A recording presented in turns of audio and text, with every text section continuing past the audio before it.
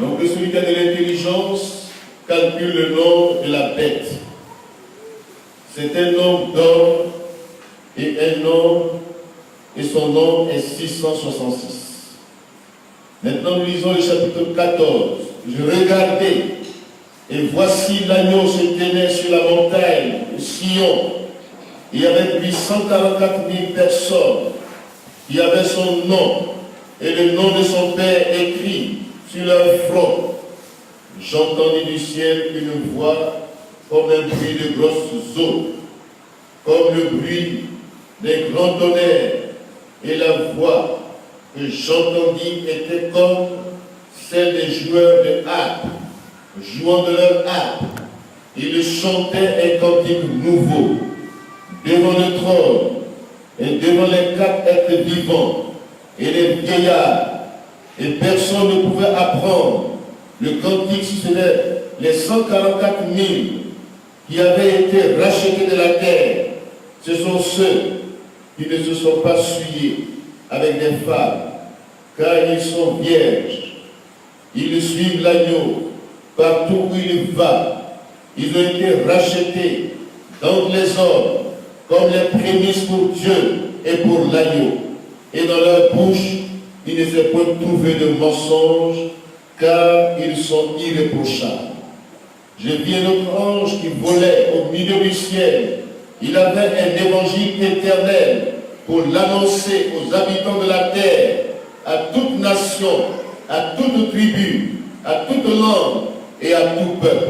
Il disait d'une voix forte, craignez Dieu et donnez-lui gloire, car l'heure de son jugement est venue, et adorez celui qui a fait le ciel, la terre, la mer et les sources d'eau. Alléluia. Adore Dieu. Un autre, un second ange, suivit en disant, elle est tombée, Babylone la grande, qui a abreuvé toutes les nations du vin de la fureur, de sa débauche. Et un autre ange, un troisième ange, les suivit en disant d'une voix forte, si quelqu'un adore la bête et son image et reçoit une marque sur son front ou sur sa main, il boira lui aussi du vin de la fureur de Dieu, versé sans mélange dans la coupe de sa colère, et il sera tourmenté dans le feu et le soufre devant les saints anges et devant l'agneau. Et la fumée de leur tourment monte au siècle des siècles, et ils n'ont de repos ni jour ni nuit, ceux qui adorent la bête et son image, et quiconque reçoit la marque de son nom. C'est ici la persévérance des saints qui gardent les commandements de Dieu et la foi de Jésus. Et j'entendis du ciel une voix qui disait, écris, heureux, dès à présent, les morts qui meurent dans le Seigneur. Oui, dit l'Esprit, afin qu'ils se reposent de leurs travaux, car leurs œuvres les suivront. J'ai regardé, voici, il y avait une nuée blanche, et sur la nuée était assis quelqu'un qui ressemblait à un fils d'homme, ayant sur sa tête une couronne d'or, et dans sa main une faucille tranchante. Et un autre ange sortit du temple, criant d'une voix forte à celui qui était assis sur la nuée, lance ta faucille et moissonne, car l'heure de moissonner est venue. La moisson de la terre est mûre. Celui qui était assis sur la nuée jeta sa faucille sur la terre, et la terre fut moissonnée. Un autre ange sortit du temple qui est dans le ciel, ayant lui aussi une faucille tranchante. Et un autre ange qui avait autorité sur le feu sortit de l'autel et s'adressa d'une voix forte à celui qui avait la faucille tranchante, disant, lance ta faucille tranchante et vendange des grappes de la vigne de la terre, car les raisins de la terre sont mûrs.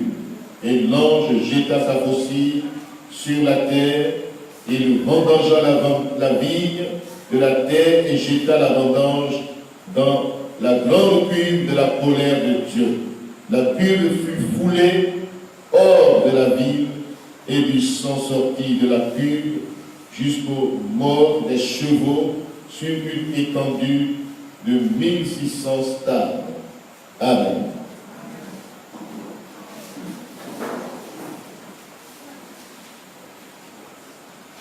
Oui.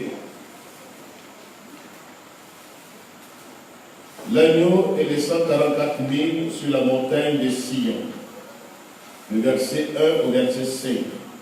Je regardais, et voici, les 144 000 que Jean voit se tenant debout avec l'agneau sur la montagne de Sion sont les mêmes que les 144 000 d'Israël dont il est parlé dans le chapitre 7, versets 1 à 8. Vous n'avez pas oublié cela. Les 144 000 prémices des rachetés du peuple d'Israël. Mais Jean les voit ici dans leur gloire à venir, régnant avec l'agneau pendant le millénium. C'est ainsi que l'on doit comprendre cette vision. Si on doit désigner la Sion terrestre, ville de David, Jérusalem, qui s'était étendue autour d'une forteresse située sur un rocher, de là vient l'expression montagne de Sion. Toute la scène est sur la terre, en contraste avec le monde céleste, d'où l'on entend retentir le chant. Alléluia. Donc la première vision qu'il voit, ça se passe sur la terre. Il se projette déjà dans le millénium. Les 144 000 dont a parlé le chapitre 7, il les voit dans leur gloire, dans le règne avec l'agneau, pendant son règne millénaire. Mais en même temps, la seconde scène se passe dans le ciel. Alléluia. D'où l'on entend retentir le chant de louange et d'adoration. Alléluia. J'entendis du ciel une voix comme un bruit de grosses eaux, comme le bruit d'un grand tonnerre, et la voix que j'entendis était comme celle des joueurs de harpe, jouant de leur harpe, ils chantaient un cantique nouveau devant le trône et devant les quatre êtres vivants. Ce cantique, la personne ne pouvait apprendre ce cantique, si ce n'est les 144 000. Donc Jean fait la navette entre le ciel et la terre. Le premier verset nous projette la scène est sur la terre. Il voit les 144 000 dont on a parlé dans le chapitre 7 dans la gloire, dans le règne avec l'agneau pendant son règne millénaire sur la terre.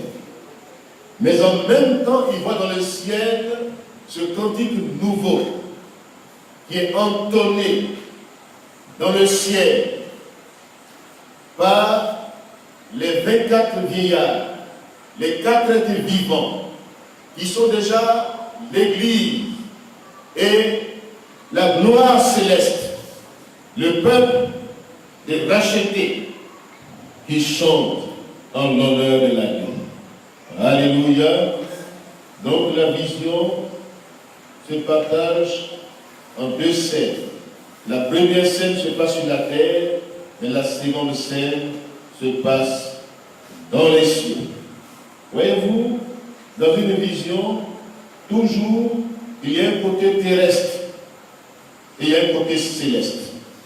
Il y a une réalité terrestre, mais dans l'application, il y a la réalité spirituelle qui apparaît. Alléluia. Si l'agneau se tient sur la montagne de Sion, cela veut dire que lui, le fils de David, va vraiment prendre possession du trône de David. Alléluia. Luc 1, verset 30 à 33. L'arrière-plan de toute la scène est le psaume 2. Les 144 000 peuvent apprendre le cantique qui est chanté au ciel. Cela exprime l'étroite relation qu'ils ont avec le ciel. Alléluia. Donc les 144 000 peuvent apprendre le cantique seuls, parce que cela prouve leur étroite relation avec les réalités célestes. Au verset 4, il est parlé de la pureté spirituelle. Une interprétation littérale de cette expression. Ceux qui ne sont pas souillés avec des femmes, Et car ils sont vierges, est impossible. Selon la première expression, cette foule serait composée d'hommes, et selon la seconde, de femmes. Une traduction littérale allemande traduit: ils sont purs comme une vierge est pure. Par conséquent, j'entends dire que les 144 000 ont su repousser toutes les séductions pour rester attachés à l'agneau. Dans leur bouche, il ne s'est point trouvé de mensonge, car ils sont irrépréhensibles. Versets 4 à 5. Le fait qu'il ne s'est point trouvé de mensonge en eux est particulièrement souligné, car nous sommes à une époque qui, plus qu'aucune autre, sera caractérisée par le mensonge, sous toutes ses formes. N'est-ce pas, en effet, celui que la Bible appelle le père du mensonge, qui régnera en maître? Amen. Aujourd'hui, le mensonge est monnaie courante dans le monde aujourd'hui, dans tous les milieux. Pour réussir aujourd'hui, il faut mentir. Il faut mentir.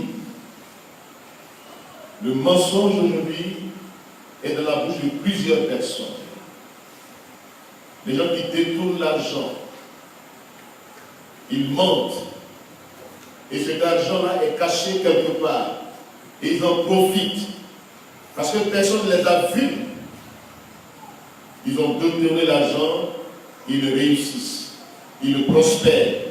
Ils ne sont pas inquiétés. Parce que personne ne les a vus. Mais la Bible nous dit que tout ce qui est caché sera découvert. Les actions secrètes des hommes seront découvertes. Donc devant Dieu, il n'y a rien qui soit caché. Aujourd'hui, en tant qu'enfant de Dieu, ce qui met la différence entre un vrai enfant de Dieu et un non-croyant, c'est le fait qu'un enfant de Dieu dit la vérité selon son cœur. Amen. Il dit la vérité selon son cœur. Il refuse de mentir. Il refuse d'être hypocrite. Il marche à visage découvert. Vaut mieux qu'on découvre mes faiblesses que de me cacher dans le mensonge, dans l'hypocrisie. Et ces personnes-là qui sont identifiées ici, on les appelle vierges, pas dans le sens littéral du mot. Parce qu'aucun homme sur la terre ne peut dire que connaître une femme ou bien ceci ou cela. Bon, ce n'est pas ça mon thème ce soir. Mais c'est pour vous dire que ces personnes-là ont résisté à toutes les séductions. Le mensonge de Satan. Aujourd'hui, beaucoup sont séduits. Séduits et ils suivent la séduction. Ils aiment le mensonge. Ils n'aiment pas la vérité. Et ils suivent le mensonge. Et Satan les séduit. Mais ces personnes qui sont présentées ici, pourquoi on les appelle les vierges? Il y a des femmes, il y a des hommes. Donc ce serait contradictoire de dire de ne se jamais suivre avec les femmes. Pourtant dans ce nombre de personnes-là, il y a des femmes, il y a des hommes. Mais pourquoi on les appelle vierges? Ils ont résisté à toutes les séductions. Alléluia. Ils ont maintenu leur vie spirituelle de manière authentique, sans tâche. Aujourd'hui, ce qui attire les gens, c'est le côté matériel qui les attire. Mais pas la vie spirituelle. Même la foi aujourd'hui n'est plus authentique. Dans plusieurs vies, on suit parce qu'on se dit que là-bas, ça peut marcher pour moi. Là-bas, je serai soutenu. Là-bas, je vis dans la facilité. On ne met pas l'accent sur le péché.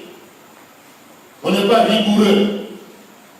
On prend la grâce de Dieu comme quelque chose de moins cher, de moins de valeur. Or, Jésus-Christ a payé le prix. Alléluia. Son sang est versé. Dieu nous a sauvés par la grâce, par le moyen de la foi. Mais grâce ne veut pas dire je fais ce que je veux. C'est parce que veut dire la grâce. La grâce de Dieu, source de salut pour tous les hommes, nous enseigne à renoncer à l'impiété, au péché. Amen. C'est ça la grâce de Dieu. Mais cette grâce-là, c'est du mensonge satanique et diabolique. Et les gens aiment suivre ça. Donc ces personnes qui sont identifiées ici, c'est des gens qui n'ont pas été touchés par la séduction. Les messages faciles, comme je disais le mardi passé. Les messages qu'on veut entendre pour satisfaire notre curiosité malsaine. On aime cela. On aime entendre des choses agréables. Ce n'est pas ça l'évangile.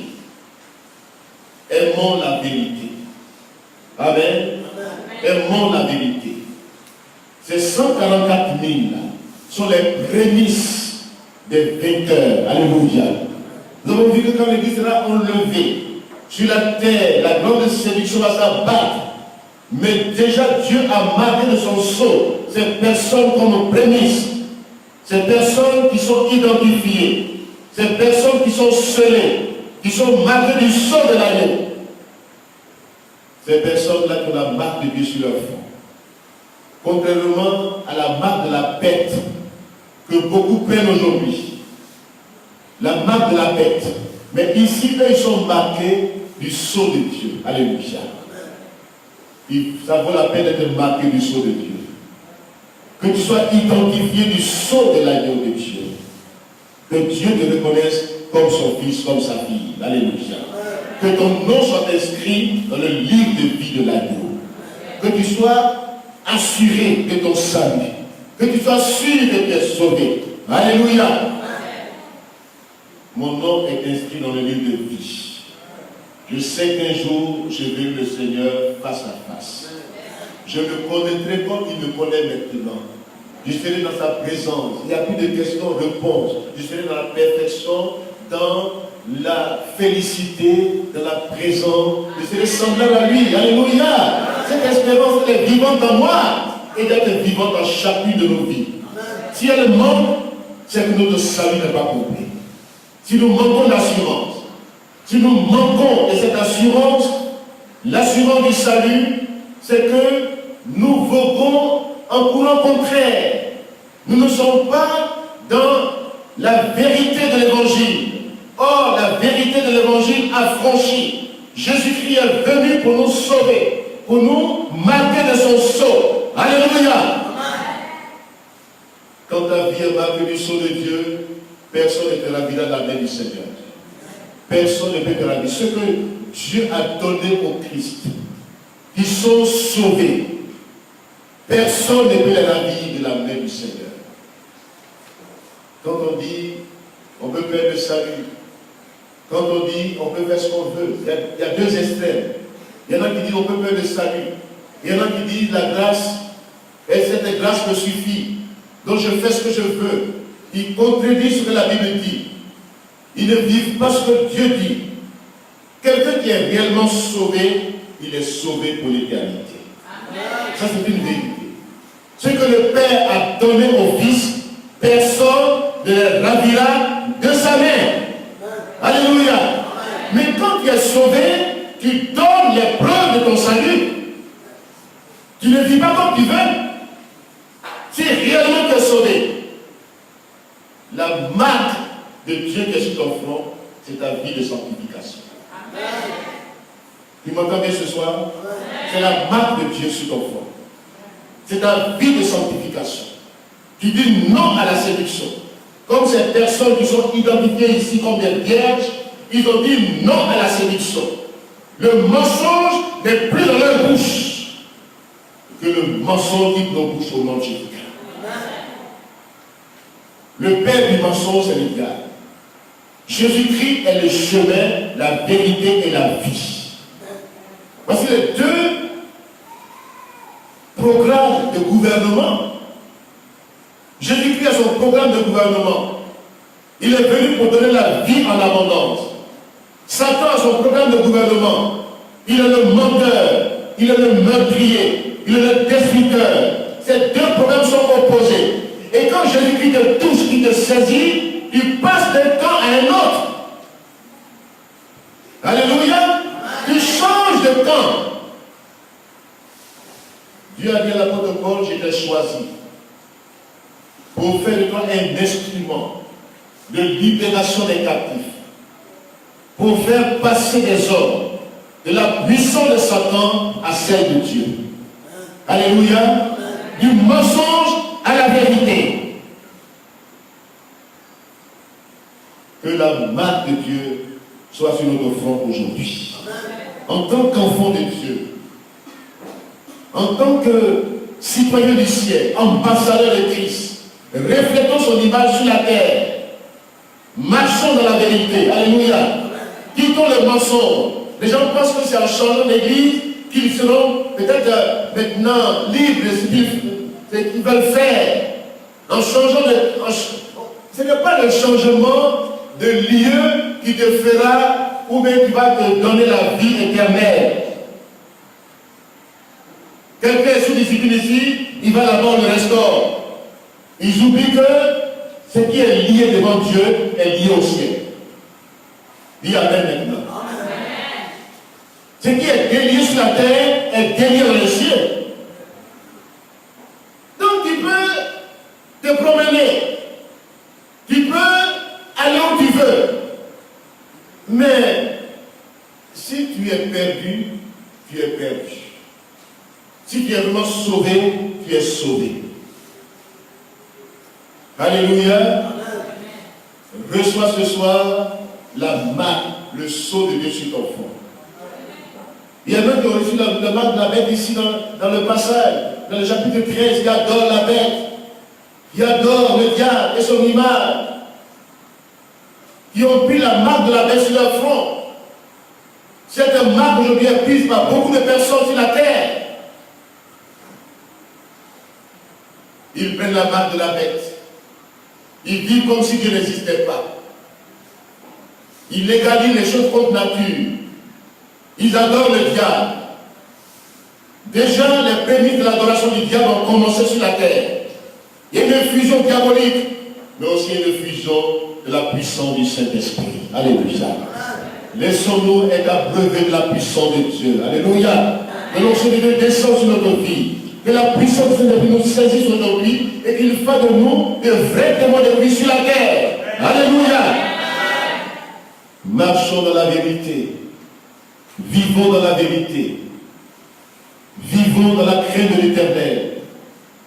N'acceptons pas les choses qui sont contre l'évangile de Jésus-Christ, contre la croix du Christ, ennemi de la croix du Christ. N'aimons pas la facilité, le mensonge.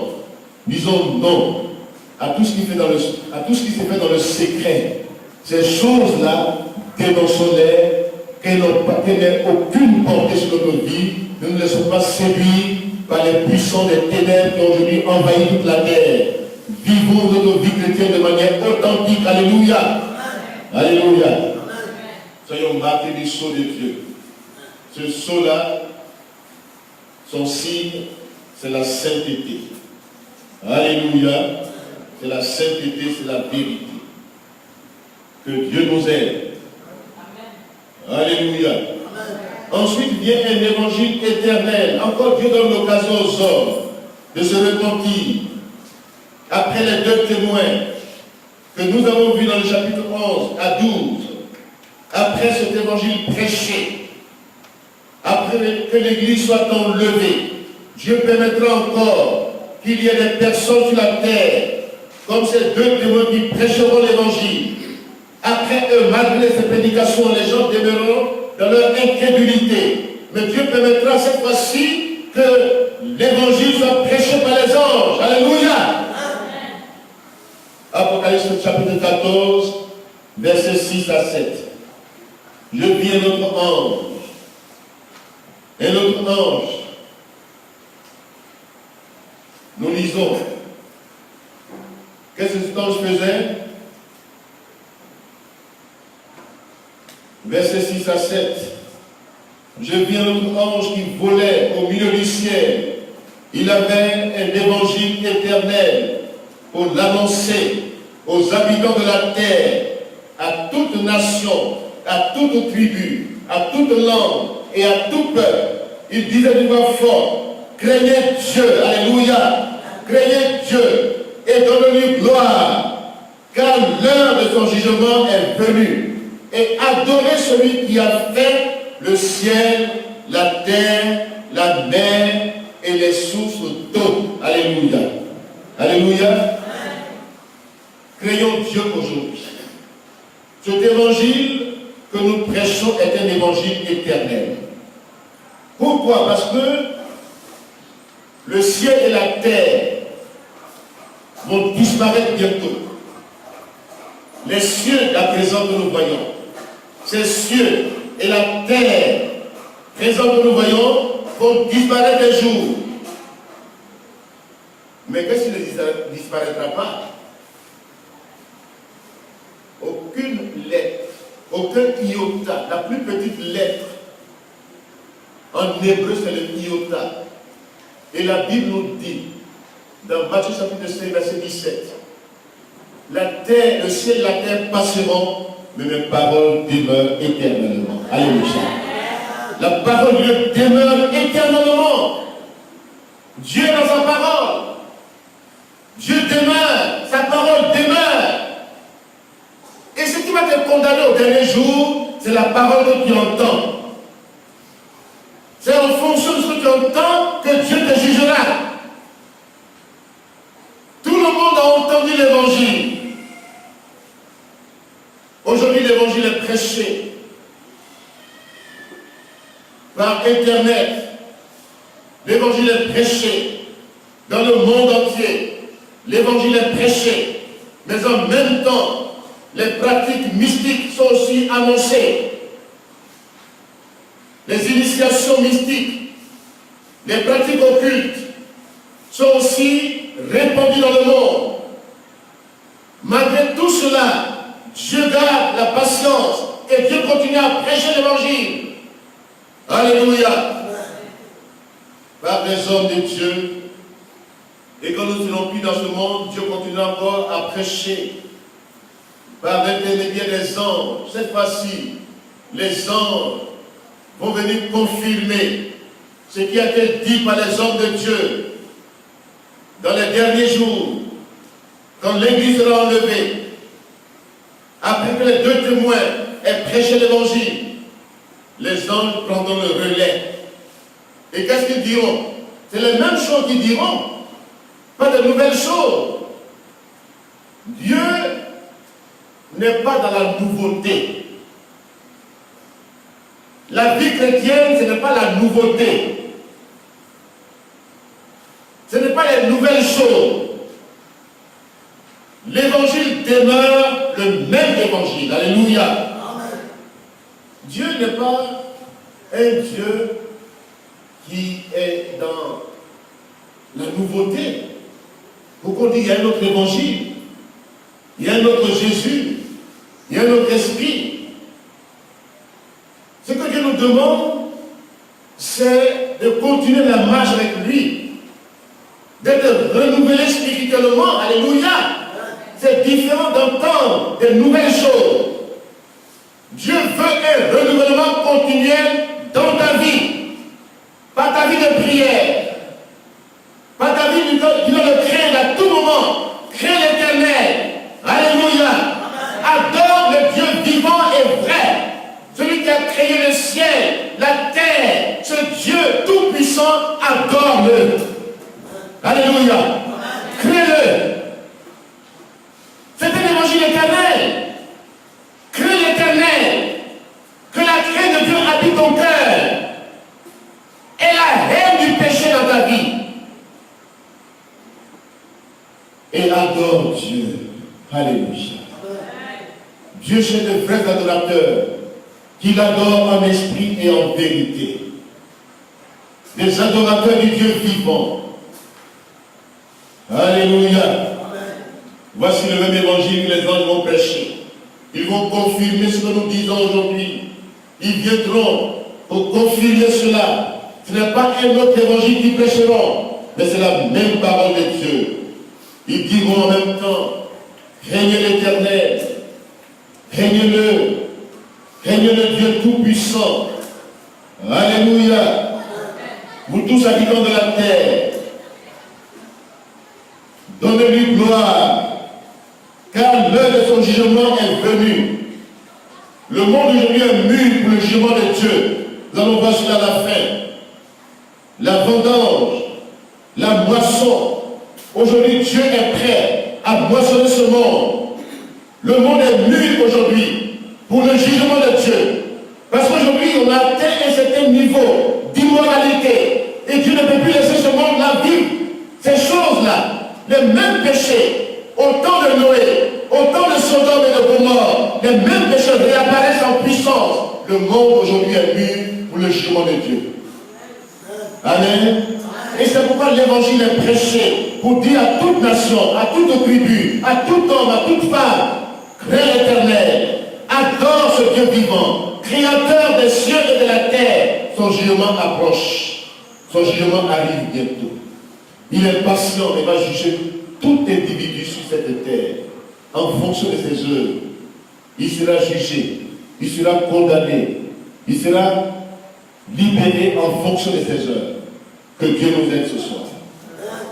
L'évangile que nous prêchons est un évangile éternel.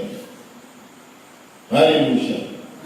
L'expression un évangile éternel signifie un message sur la fin imminente des choses, le jugement dernier, la fin du monde et l'éternité à venir. Donc un évangile qui a en vue l'éternité prochaine.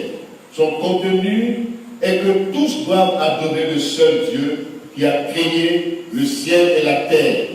Il est annoncé pour avertir tous les habitants de la terre qui sont inconscients devant les agissements de la bête. Et toute nation, toute tribu, toute langue, tout peuple, c'est-à-dire tous ceux qui sont sous la domination de la bête.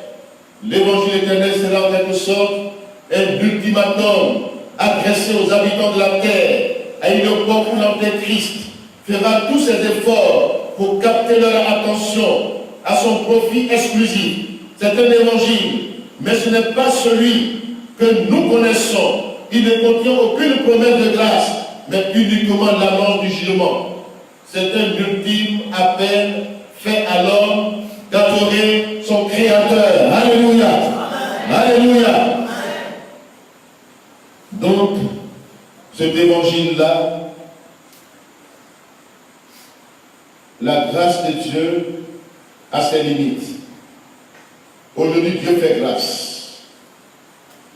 Mais cet évangile qui sera prêché, sa particularité, cet évangile va annoncer le jugement de Dieu qui est imminent. C'est un ultimatum adressé aux habitants de la terre, à ceux qui adorent la bête, qui de manière visible aujourd'hui font comme si Dieu n'existe pas, ou même font comme si Dieu n'existait pas. Ils vivent leur vie comme s'il n'y a pas un créateur. Ils s'en moquent, se moquent même des chrétiens. Ils ne calculent même pas Dieu dans leurs affaires. Ils ne calculent pas Dieu dans leur programme. Ils font leur programme sans inclure la notion de Dieu. Ils veulent même exclure toute notion de Dieu de la société. C'est à ces personnes-là que Dieu parle. Il lance un ultimatum pour dire l'heure de mon jugement arrive. Amen. Dieu aura le dernier mot sur sa création. Tu peux fuir devant Dieu. Tu penses le fuir, mais tu ne fuiras que tes responsabilités. Les gens pensent fuir Dieu. Ils fuient au contraire leurs responsabilités. Ils oublient que tôt ou tard, ils seront en face de leur Créateur. Ils peuvent inventer toutes sortes de choses, toutes sortes de pensées, toutes sortes de philosophies, pour dire que Dieu n'existe pas, pour exclure Dieu de la société. Ils peuvent accepter toutes les pratiques mystiques, occultes, diaboliques, les relations contre nature. Mais Dieu aura le dernier mot. Alléluia. Dieu aura le dernier mot. comme le poulet. Le matin, quand tu libères le poulet, qu'est-ce qu'il fait? Il fait comme s'il n'a pas sa demeure va venir le soir. Il n'a pas de cage. Le matin, quand le poulet sort, il crie comme ça, il s'en va. Dans l'air, comme ça, quand tu le touches même, il s'envole. Mais regarde le poulet le soir quand il vient. Doucement comme ça. Parce qu'il sait que la nuit approche. C'est comme ça l'homme. Si l'homme ne mourait pas, il pourrait dire que Dieu n'existe pas. Mais quand l'homme est en face de la mort, quand il est en face des situations, il dit où est Dieu? Et Dieu. C'est là maintenant qu'il cherche Dieu.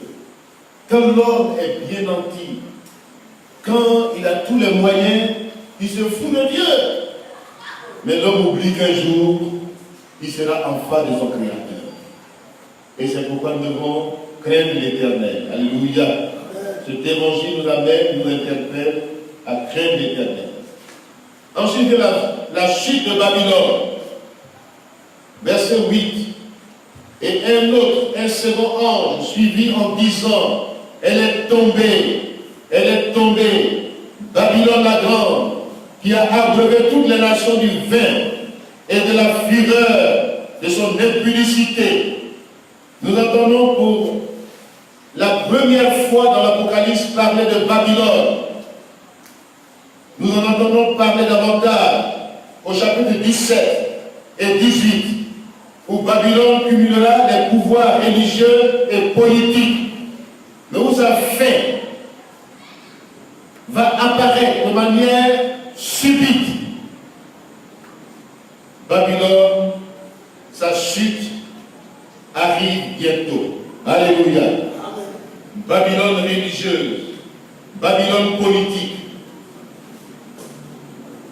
cité dans le nom de la bête, la triunité satanique et humaine, les péchés qui ont été classifiés en 3 groupes de 6 péchés: péché religieux, péché politique, péché économique. Babylone va tomber au nom de Jésus-Christ. Amen. Jugement sur ceux qui adorent la bête maintenant. Versets 9 à 11. Et un troisième ange les suivit. Un puissant avertissement est envoyé par un troisième ange. Si quelqu'un adore la bête et son image et reçoit une marque, il sera châtié éternellement. Le châtiment n'est pas adouci. Il boira lui aussi du vin de la fureur de Dieu, versé sans mélange à tous les adorateurs d'idoles, à tous les adorateurs des pratiques mystiques, diaboliques,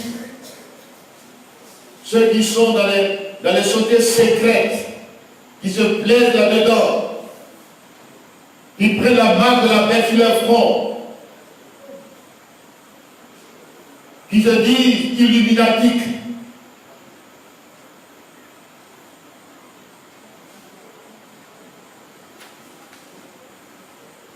Dieu leur lance un dernier avertissement. Tous ceux qui adorent le diable, tous ceux qui adorent le diable auront un châtiment éternel. Alléluia. Amen. Ce châtiment ne sera pas adouci. Ils boiront du vin de la fureur de Dieu versé sans mélange. Il ne cessera point ce châtiment. C'est au siècle des siècles. Voyez-vous, quand on parle de l'enfer, quand on parle du jugement de Dieu, les gens pensent que c'est un amusement. Regardez aujourd'hui le monde, les prémices des incendies. Aux États-Unis, tout dernièrement, il y a un incendie qui a détruit toute la Floride, des centaines de milliers de morts. Pour ne pas dire, ceux qui ont disparu là sont morts. C'est le petit feu seulement sur la terre. qui tue les gens sont impuissants devant ce petit feu. Or, ça c'est le feu que l'homme même a mis en activité. Ce n'est pas l'enfer encore, ce n'est pas le feu, le soufre. C'est un feu simple. Mais ce feu-là, regardez, les hommes sont impuissants devant ce petit feu. Les mêmes gens qui disent qu'ils se vendent de la technologie.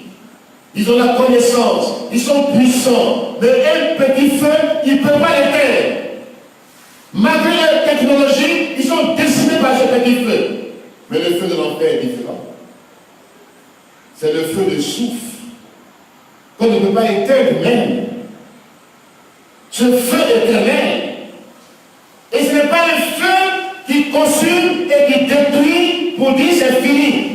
Mais c'est une souffrance éternelle. Tu te lèves, tu bois du feu. Tu t'appelles, tu bois du feu. Ta gorge est sèche. Le feu remplit ta bouche.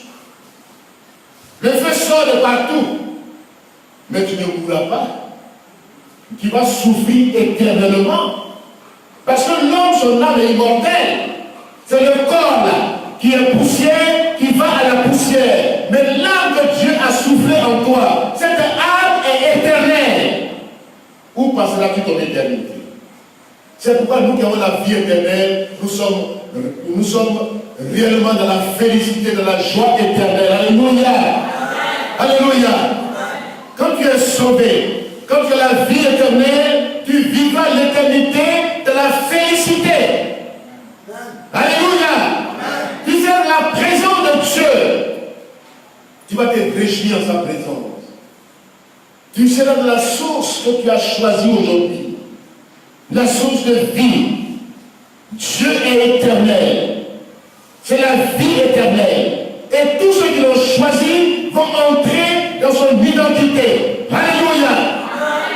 Ils vivront d'éternité avec Dieu. Mais ceux qui l'auront rejeté, qui adorent aujourd'hui la bête, qui se satisfont du péché, qui vivent dans le désordre, malgré l'évangile, ils pensent que l'évangile est dénaturé ou bien l'évangile est révolu. C'est la tradition, il parle de tradition, il parle de conservateurs, il parle de gens qui ne sont plus à la mode. Mais nous vivons, alléluia. Nous vivons, alléluia. Nous sommes en paix avec Dieu. Nos péchés sont pardonnés. Nous avons l'assurance de notre salut et nous savons. Parce que la foi, elle ne se démontre pas de manière mathématique. La foi saisit la réalité de Dieu. Dieu est et la foi te dit que ton Dieu est vivant. Alléluia. C'est une logique. La foi est une logique. La foi, ce n'est pas un choix aveugle. La foi, elle a besoin de ta raison. La vraie raison. Tu raisonnes. Tu sais que Dieu est. Alléluia. Tu touches l'invisible. La réalité invisible. Tu la touches. Dans le monde spirituel, il y a deux réalités qui se présentent à nous. Il y a la réalité négative. Le mal, sa finalité, c'est l'enfer. Mais le bien, sa finalité, c'est Dieu lui-même. Alléluia. Alléluia. Quand le visible va disparaître, quand ce que nous voyons va disparaître, mais ce n'est pas pour être détruit totalement, anéanti. Je ne serai pas anéanti après la mort. Je vais changer. Je vais revêtir un corps nouveau. Ce corps que Jésus a revêtu. Je serai enlevé dans sa présence. J'entrerai dans ce que j'ai choisi maintenant. Mon histoire va entrer dans l'éternité. Alléluia. Le temps, l'espace vont disparaître. On ne parlera plus de temps. On ne parlera plus d'espace. On ne parlera plus de ton histoire sur la terre. On ne parlera plus de tout cela. Ça va entrer dans l'éternité. Et dans cette éternité, il y a deux réalités. Ce que tu auras choisi sur la terre, c'est ce que tu vas rejoindre. Si tu as choisi l'éternité négative, tu entrerais dans l'éternité négative qui est l'enfer, mais si tu as choisi l'éternité de vie, de paix, de joie éternelle, tu entrerais dans la présence de Dieu vivant. Alléluia, alléluia, alléluia. Donc ça là, ce n'est pas des choses pour dire, c'est des illusions. C'est des illusions. Ma foi me dit que Dieu est. Alléluia. Et ma foi sait que ce Dieu-là, même si un jour, quelqu'un a dit, il dit même si on me dit un jour que le chemin que j'ai choisi, devant Dieu va dire, il va me dire, mais ce chemin que tu as choisi là, pourquoi tu l'as choisi même? Mais je n'ai rien à perdre. Alléluia. Alléluia. Mais si je vais devant Dieu, et que les gens pensent que bon, c'est des illusions, c'est du mensonge. Mais dans la présence de Dieu, nous serons. Si Dieu te dit maintenant, toi homme, je te demande maintenant, quel a été ton choix sur la terre? Regardez le juif et le pauvre Lazare. Il vivait sur la terre dans le luxe. Il ne calculait pas Dieu. Il y a un autre riche qui disait, mon âme, réjouis-toi, tu attends les biens. Les gens pensent que c'est l'argent qui fait le bonheur de l'homme. C'est les richesses passagères, pourrissables, auxquelles je suis attaché aujourd'hui. Il faut des choses terribles pour être riche. Il ne calcule pas Dieu. Or, de la parabole du riche et de Lazare, et de l'autre riche qui se vantait de sa richesse, qu'est-ce que Dieu lui a dit? Insensé. Insensé. Que servirait-il à un homme de gagner le monde entier s'il perd son âme devant Dieu? Qu'est-ce qu'il va prendre comme remplacement bien? Qu'est-ce qui va remplacer son âme devant Dieu?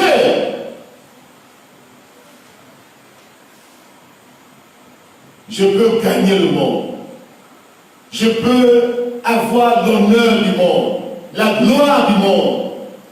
Mais si mon âme est perdue devant Dieu, qu'est-ce que j'ai gagné? Les gens aujourd'hui s'attachent à la gloire du monde, à la richesse du monde. Ce n'est pas mauvais d'être riche, mais quand on est riche sans Dieu, on est riche et puis on ne calcule pas Dieu, cette richesse-là, c'est l'insensé.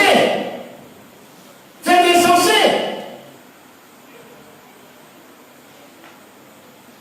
Dieu lui a dit, aujourd'hui même ton âme te sera redemandée.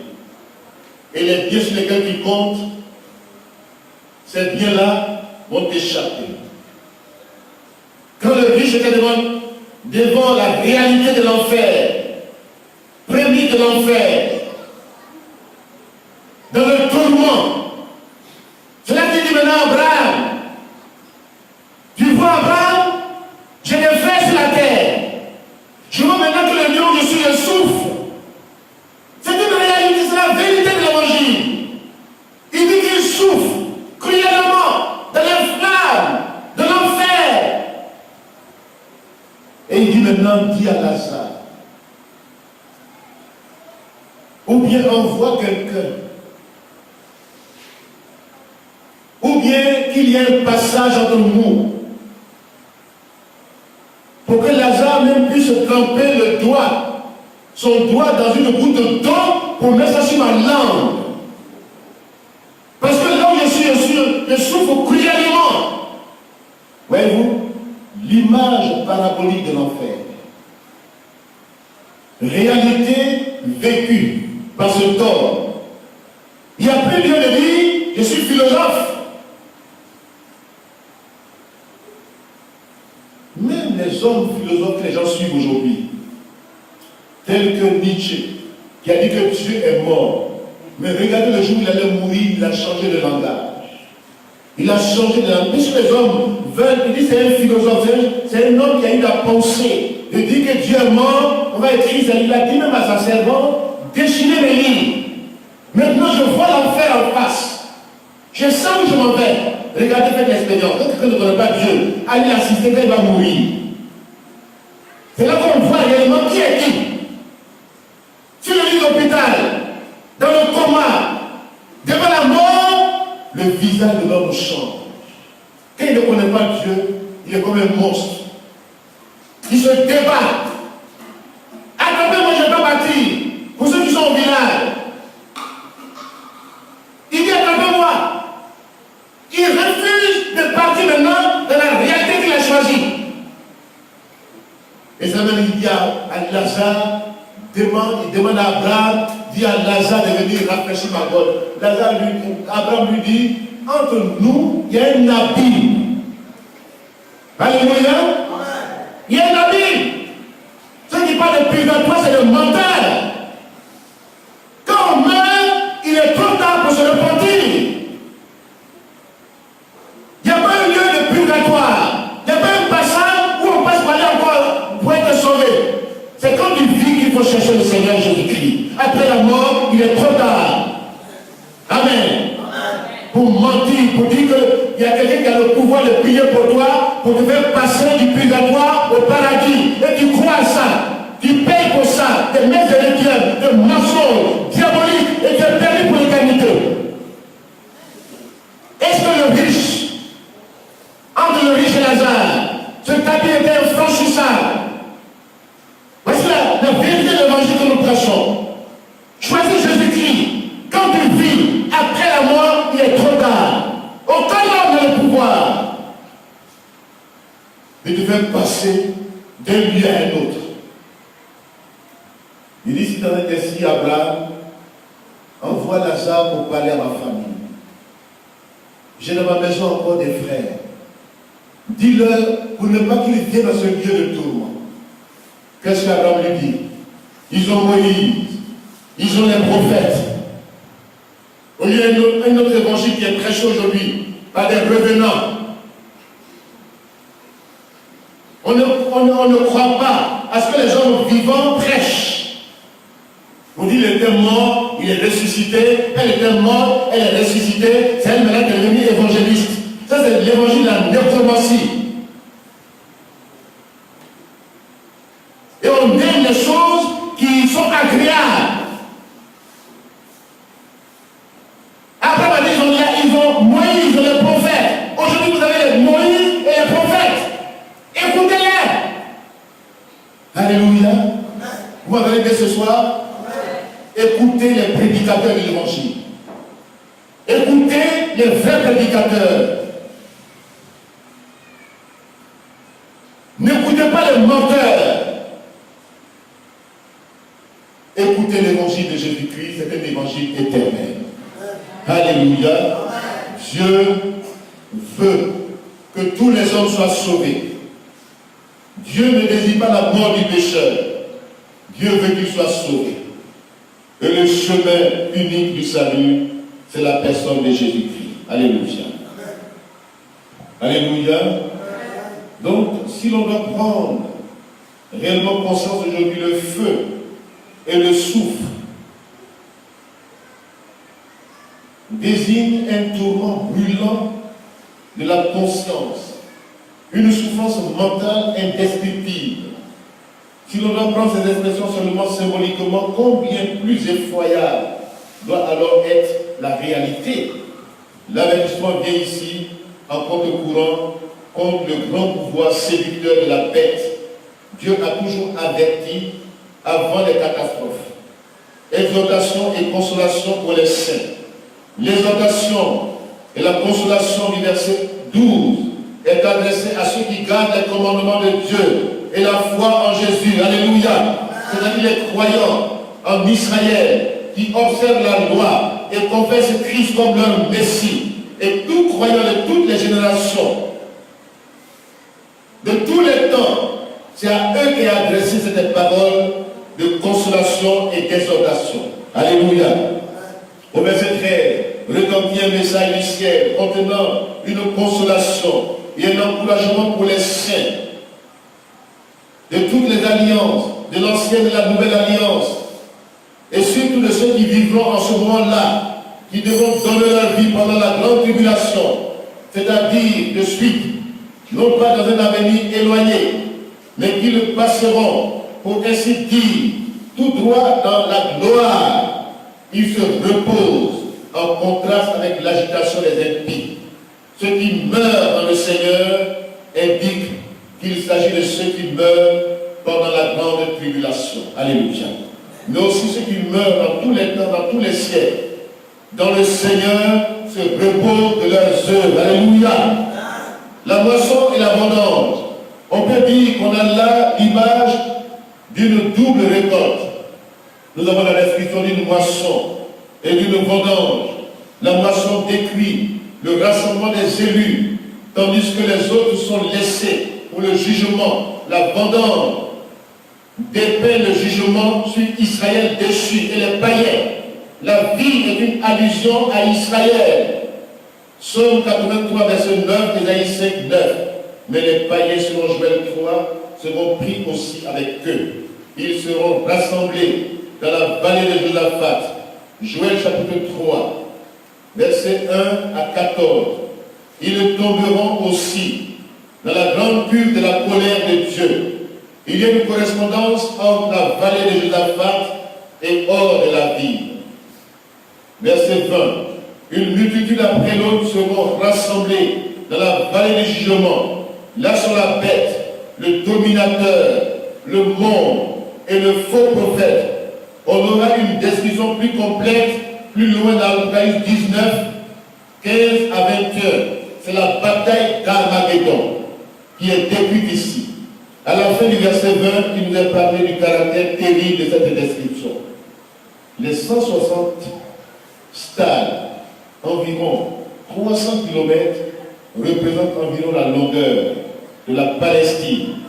Et le sens de ce verset pourrait être que toute la Palestine baignera du sang. Il est clair que celui qui est assis sur les nuées, c'est-à-dire Jésus-Christ lui-même, les paroles du Seigneur aux disciples, et dans Daniel l'expression le Fils de l'homme. À la guerre d'Armageddon, je vais vous dire, à cette bataille dernière où les nations se levaient contre Israël, où toutes les tribus de la terre se lèveront contre Israël, dans la vallée d'Armageddon, la vallée de Josaphat, regardez ce que la Bible dit. Le sang qui va couler sur 300 km. Imaginez, c'est la longueur de la Palestine. Les armées qui viendront d'Orient, d'Occident, toutes ces armées vont venir contre Israël. Cette guerre sera effroyable. Israël va crier au Messie. Et il descendra pour briser ses royaumes. Alléluia. Et ce jour-là, dans cette vallée, les morts seront comptés par millions. Par millions. Et le sang de ces personnes, ça va couler sur 300 km. Imaginez-vous combien de personnes qui vont mourir à cette vallée d'Armageddon. Aujourd'hui déjà, pour ceux qui vont en Israël, les vautours, il y a une espèce de vautour qui se multipliait. Ils pondaient un seul œuf dans l'année. Mais aujourd'hui, ils en pondent 3. Or, c'est des oiseaux nécrophages. Ils se multiplient déjà dans cette vallée d'Armageddon. Et Dieu a dit la chair des hommes sera livrée à ces oiseaux. Ils se multiplient à une vitesse extraordinaire, ça étonne le monde. D'où va sortir la nourriture? Ces vautours, ces oiseaux de malheur, ces oiseaux qui mangent la chair humaine, qui pondaient un seul œuf dans l'année, ils en pondent 3. Et si vous survolez la vallée d'Armageddon aujourd'hui, la vallée de Josaphat, ces oiseaux-là, nécrophages, pilulent là-bas. Et on se demande d'où va venir leur nourriture. Leur nourriture sera à la guerre d'Armageddon. Que Dieu nous aide à échapper à ces choses au nom de Jésus-Christ. Que Dieu bénisse sa parole. Amen.